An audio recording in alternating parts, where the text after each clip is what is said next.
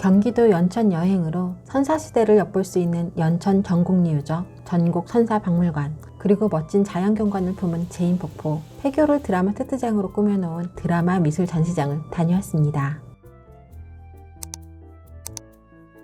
선사시대로 여행을 할 수 있는 연천 전곡리 유적은 입장 및 주차는 무료이고 매주 월요일이 정기 휴관입니다. 원래는 입장료가 있었는데 언제부터 무료가 되었는지는 잘 모르겠어요. 입장하면서부터 느껴지는 기분 좋은 흥미로움, 입구에서부터 선사시대의 삶이 보여집니다.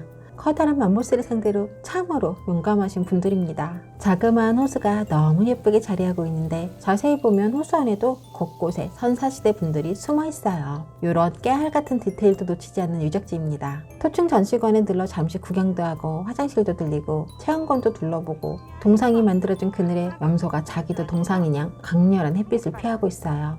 너도 많이 더웠구나. 5월 중순임에도 뜨겁게 쏟아지는 햇살을 피해 음료도 마시고 쉬어가는 분들이 꽤 보였는데 편의점을 보지 못한 걸로 봐선 도시락을 싸오신 것 같습니다. 나무들을 꾸며놓은 정원으로 들어서니 그 독특한 모양새가 선사시대의 동물들을 상징하는 게 아닌가 싶어요. 사냥에 성공하신 선사시대 분들 축하드립니다. 이분들과 사진 많이들 찍으시던데 같이 사냥한 느낌으로 아이들 인증샷 남겨주면 참 좋을 것 같습니다. 제각각 다른 모습, 얼굴과 표정, 생동감 넘치는 제형과 동물까지도 표정이 있어 그들의 삶을 실감나게 볼 수 있었습니다. 어렸을 적에 학교 괴담이나 영화 박물관이 살아있다처럼 밤만 되면 살아 움직이는 상상을 슬쩍 하고는 그건 좀 무섭더라고요. 연천 전곡리 유적에서 보이는 선사박물관의 모습은 꽤나 멋있습니다.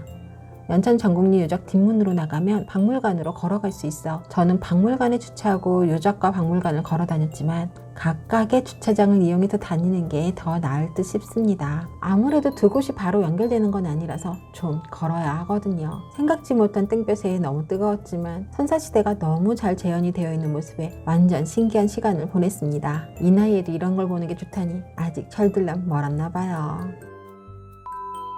전곡 선사박물관은 원시성과 현대성이 공존하는 첨단 유적 박물관으로 인류의 진화 과정을 복원한 조형물들을 볼 수 있습니다. 주차 및 입장료는 무료이고 홈페이지에는 예약을 해야만 입장이 가능하다고 되어 있으나 평일에는 현장 입장이 가능하고 주말에는 예약 필수입니다. 전시관 입구부터 떡하니 자리하고 있는 실사 크기의 동물들은 생동감 있는 모습들에 감탄이 절로 나옵니다. 어쩜 이리 표정이 살아있는지 재현을 너무 잘 해놓았어요. 동굴 안으로 들어가니 여러가지 벽화도 있고 재현된 유골도 있는데 그 예쁜들의 무덤에서 꽃가루가 발견된 것으로 보아 아마도 꽃을 같이 묻어주는 장례 문화가 있지 않았을까 추정한다고 합니다. 그들도 추모하는 방식은 지금과 별반 다르지 않았겠구나 싶었습니다. 아프리카에서부터 출발해 연천 전곡리에 도착한 고인류의 머나먼 여정을 한눈에 살펴보고 느껴볼 수 있는 생동감 있게 표현되어 있는 전시는 그야말로 압권입니다. 2021년 4월부터 9월까지 전시되는 구석기는 꼭 선사박물관 개관 10주년 기념전으로 지난 10년을 돌아보고 구석기 시대의 의식주 생활에 대한 자료를 전시하여 구석기 시대를 살펴보는 전시입니다.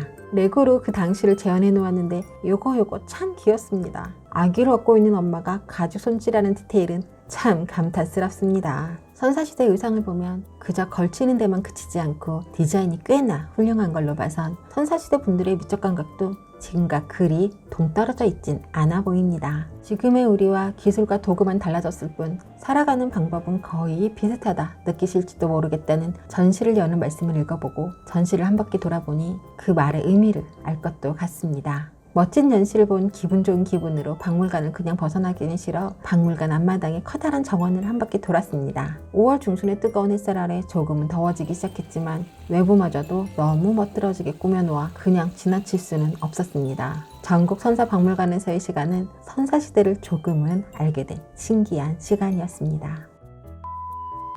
한탄강에서 가장 아름다운 지형 중 한 곳으로 연천의 대표적인 명승지인 제인폭포는 높이 약 18m의 폭포수가 너비 30m, 길이 100m의 소위로 떨어지는 장관을 연출합니다. 제인폭포 관리소가 있는 광장 쪽에 주차를 하고 800m 정도 되는 제인폭포 탕방로를 걸어 제인폭포로 갔습니다. 주차장 입구에 써있는 안내문을 제대로 읽지 못한 탓에 제인폭포 앞쪽 주차장을 이용할 수 있었음에도 땡볕을 걸어야 했지요. 800m쯤 되는 탐방로는 그늘이 없어 그 땡볕에 어머니께서 걸으신 게 마음에 걸려 제인폭포를 보고 난 후에는 혼자 주장으로 걸어갔는데 너무 뜨거운 햇살에 토할 뻔했습니다. 그런데 경치는 좋았다는 게 이게 또 함정이지요. 제인폭포 탐방로를 힘겹게 걸어 70m가 되는 출렁다리를 건너 제인폭포를 관람할 수 있었습니다. 출렁다리.